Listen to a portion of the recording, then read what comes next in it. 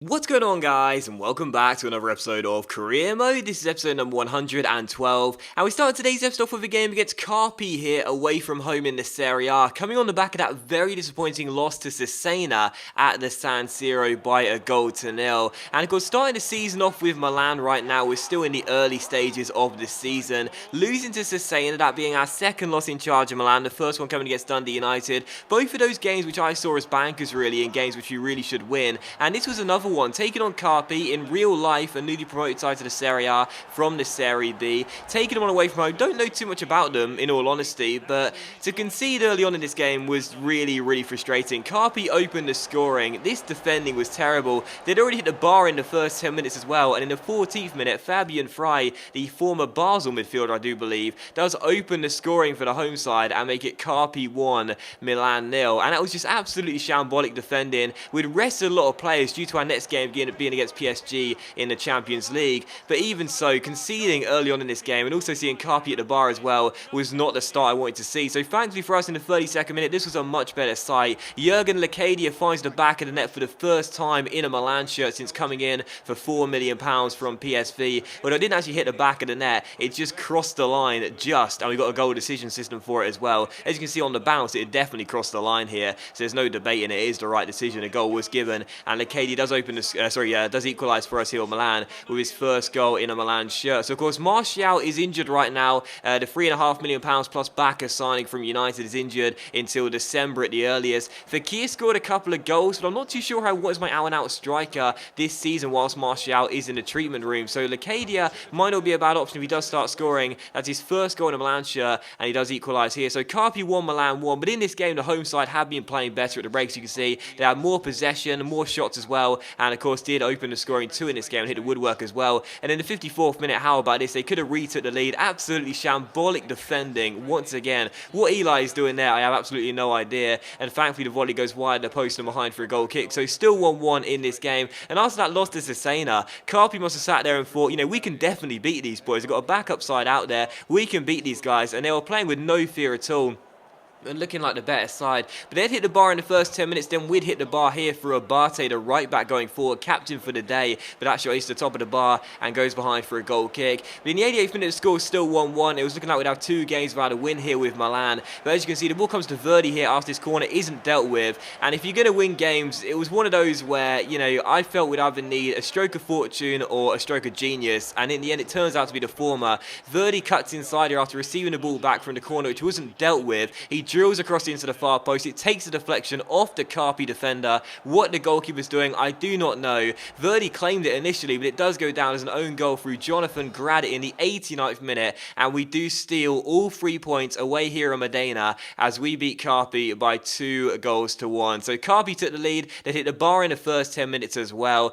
but we did respond, get ourselves 2 goals, come from behind and get the win by 2-1. A draw would have been a fair result. It was one of the most even games of FIFA I've ever played, but Lecadia's first goal in a Milan shirt got us back on level terms, and then the 89th minute, a real stroke of luck. Verdi drilling in that cross, it takes the deflection and trickles past the goalkeeper, who I think should have done better with that deflected effort. So absolutely delighted to win that game, but don't get me wrong, after the game I was just relieved. It was like I was sweating buckets holding the controller in that game, because I was thinking, if I don't win this game, these 2 games get to Cesena at home and CARPI away. With all due respect to those teams, we got to win these games, man. Seriously, we spent almost £70 million in the summer. That would have been a really disappointing draw for us. Thankfully though, we did steal all 3 in really lucky circumstances with that deflected cross finding the back of the net. But for the second of 3 games in today's episode, we travel to Paris here to take on Paris Saint-Germain in our 3rd Champions League group stage game. Of course, we lost the first to Dundee United away at Tannadice in Scotland, then won the second against Galatasaray in that ridiculous game at the San Siro, where the away side trailed for over an hour's worth of play but didn't record a single shot in the entire game.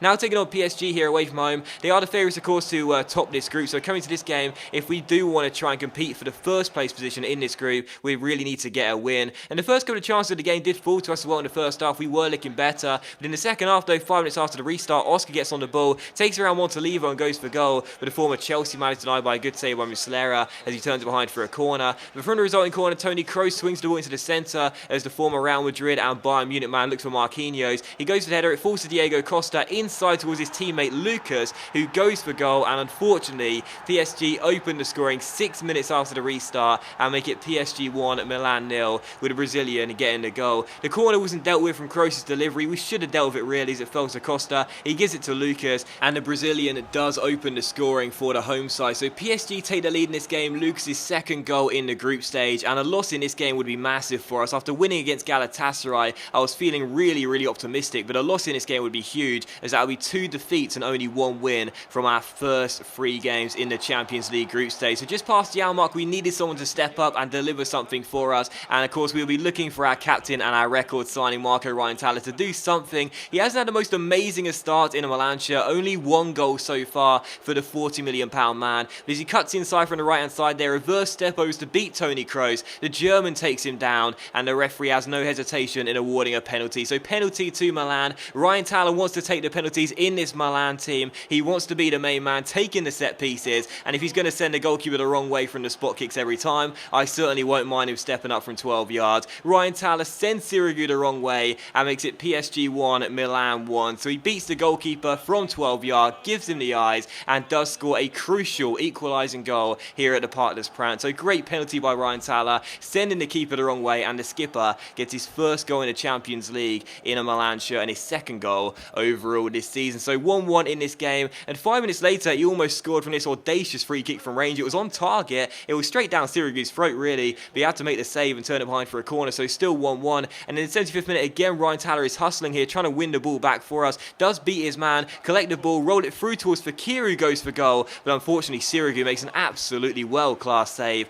and the Italian turns his shot behind for a corner. It was also how the game would finish as well. Full-time result here away in France, PSG 1, Milan 1, a draw in this game. I wouldn't say it's a disappointing draw, but in the second half we really turned it on, and I felt we were the better team as well over 90 minutes, and if we were a little bit more clinical and on another day got a bit more fortune, we would have won this game, but instead didn't really get the luck. But after that game against CARPI, I think we won't be getting any more luck for a long time, because that was a very fortunate result. But that one's a draw. It's not a bad result either. 1 win, 1 loss and 1 draw from the halfway point in the Champions League group. As you'll see, we're in second place right now. It's not too bad, and again that was probably the toughest game out of the 6 we'll play as well, away against the group favourites PSG. And so for the third and final game of today's episode here, we travel back to Italy, back to Milan to take on Hellas Verona in the Serie A at the San Siro. Our last home game was of course that defeat to Cesena by 1-0, so we had to respond in front of our home crowd for the first time since that game to Cesena, and as you can see, what a way to start in this game just 12 minutes in. We'd opened the scoring through Jurgen Lacadia, his second goal in 2 games in the league, but what about this for a ball from Capello? And as the ball was in mid-flight here, it was one of those through balls over the top where I just knew the goalkeeper was going to be drawn to the flight of the ball, was going to come for it, and all Lacadia had to do was take a touch round him and pop the ball into the open goal. He does just that, and Lacadia does get his second goal in 2 games and make it Milan 1, Hellas Verona 0. So maybe with Martial out right now and Fekir struggling to score goals, he should be our main man. We'll have to wait and see. Still, we had a good chance there. Donnarumma's header from Ryan-Tala's corner went over the bar and behind for a goal kick, and then in the 31st minute, Marco goes from range from the free kick, puts the shot wide of the post on behind for a goal kick. But in the 44th minute, a great chance for Hellas Verona to get themselves back on level terms. Nico Lopez goes for goal, but Muslera makes a great save and turns the shot behind for a corner. But at half-time, as you can see, the stats were pretty balanced. We were leading by 1-0, but the away side weren't playing too badly. But in the 54th minute here, as they give the ball away, Poli receives it. Jose Mauri plays it through towards Marco Ryan-Tala, and in the 54th minute, 9 minutes after the restart, well, I said